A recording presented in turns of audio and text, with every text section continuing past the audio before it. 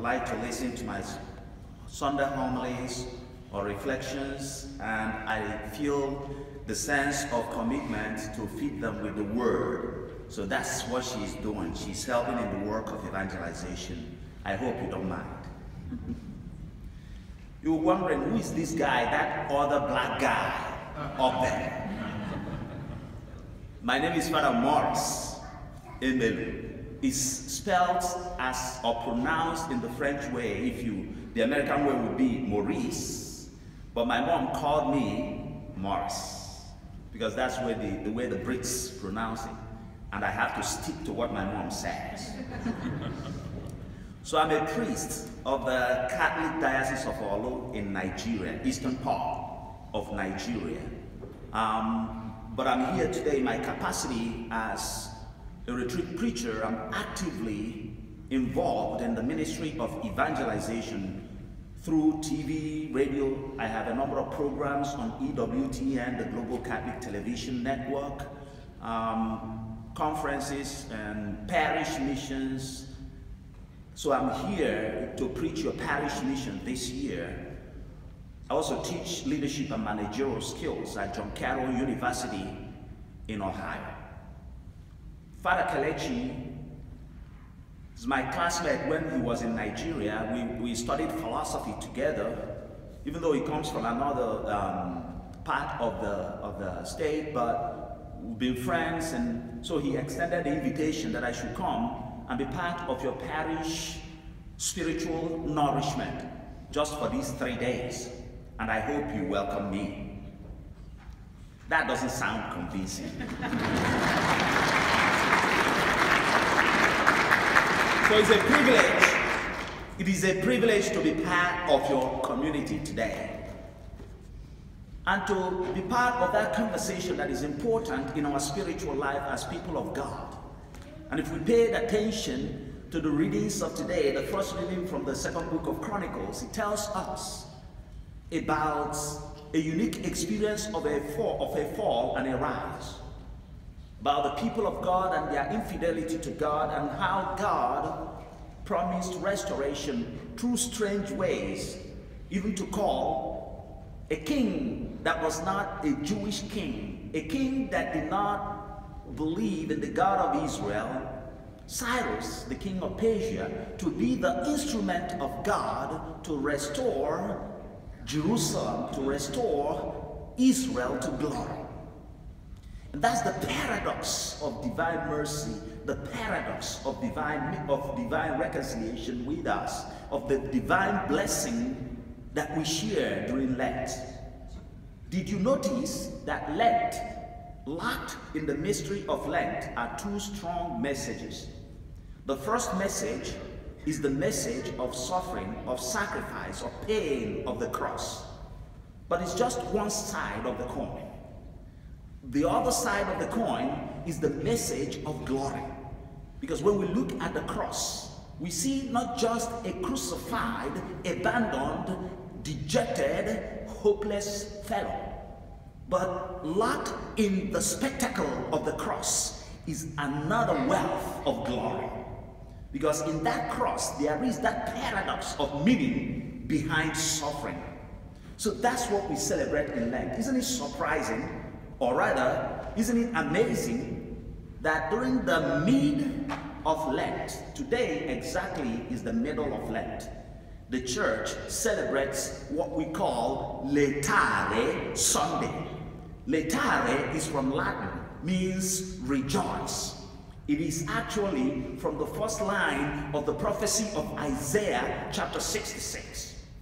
From verse number 9 down to 11, it says, "Rejoice, Jerusalem, all you who are fond of her, rejoice with her," and on and on. So we rejoice. Precisely, actually, that's why your pastor is wearing rose. That's not pink, by the way.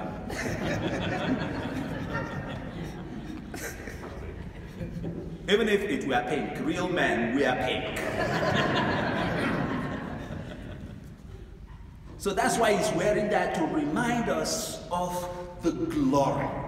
To remind us that the Lenten observances and prayers and sufferings we pass through life, they are sufferings with hope when we connect them to the crucified Lord, our Savior, Jesus Christ. And then you see in the conversation between Jesus and Nicodemus, you see the same mystery of hope amidst suffering. This man, a teacher of the law, comes to Jesus, and he wanted to know the way of salvation, actually to find salvation. And Jesus engages him in this wonderful conversation in John chapter 3 and says to him, he says to Jesus, teacher. And Jesus looks at him and said, if you want to be saved, you must be born again. And the man did not understand it. Does it mean that I have to go back to my mom's womb to be reborn? Jesus said, you are a teacher of the law. You don't even understand this. And then Jesus takes him to another conversation. That conversation was about the symbolism of what happened in the Old Testament about Moses. Just like Moses lifted the serpent so that anyone that is bitten by the poisonous serpent could look at the one that is lifted up and be healed.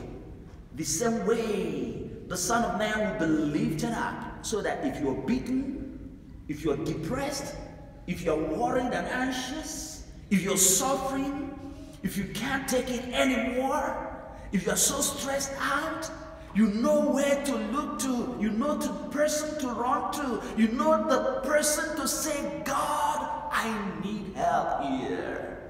And when you look at him, you can be restored.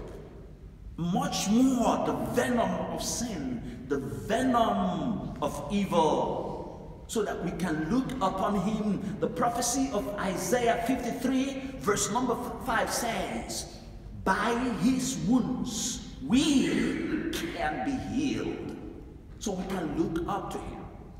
And then Jesus continues the conversation and says, God sent his Son into the world, not to condemn the world, not that the world would perish, but to give the world salvation. See, you look at the one God sent down. There is a mystery going on there. And in fact, the book of John chapter 3 is one of the texts that have been debated over and over by theologians. You see, you look up to the one lifted up, but it's the same person that God sent down. You can see that up, down movement. In theology, they call it a descending Christology, the one that comes there from up, the one that goes up, an ascending Christology. It is the one that was sent by God, the Son of Man, Jesus the Lord, the second person of the Trinity, who also lifts the brokenhearted and the human brokenness to glory. And he speaks this to Nicodemus.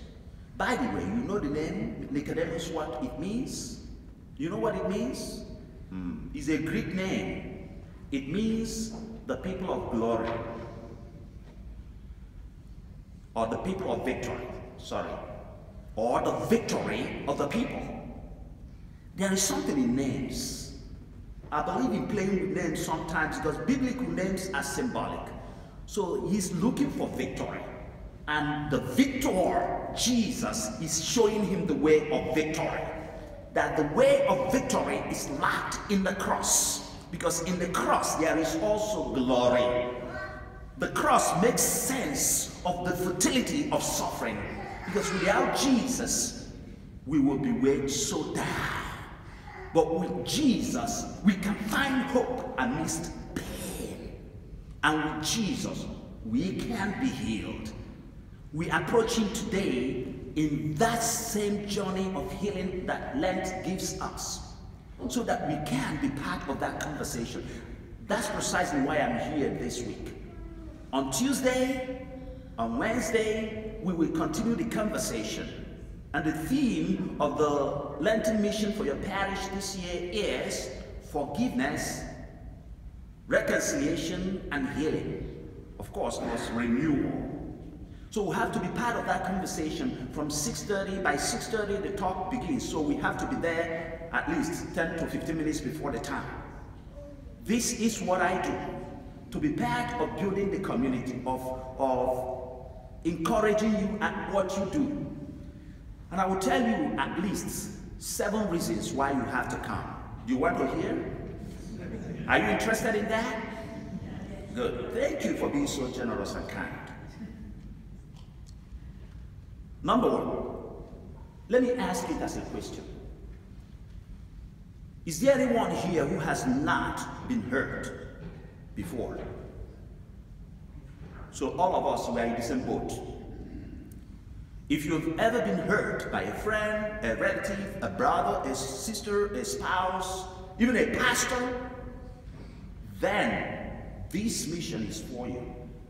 Because you're going to learn how to deal with the hurtful past. You don't need to carry that so much. It's not good for you.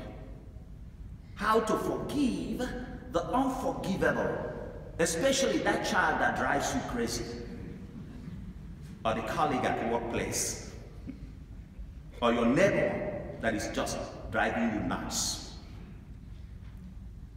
When to know you've been healed from unforgiveness. How do you know you've been healed? How the sacrament of reconciliation brings much needed healing to the wounded heart. 7 steps to healing. If I ask you what are the 7 steps to healing, many of us don't know. We will know about those steps and we will prayerfully engage with those steps with the goal of healing. Let me tell you, I personally, and I say this with every amount of humility, I am invited all over the world to do this. I have preached at least in 40 of the 50 states of the United States of America. So it is not just like somebody who doesn't know what he's doing. I'm here to help, to be part of the conversation. How to be agents of forgiveness, healing, and reconciliation. And how our church and community can facilitate that healing work of God. So I invite you to be there. The first day, the second day, the last day on Wednesday will be also the healing session will take place. I hope you will honor this invitation. God love you.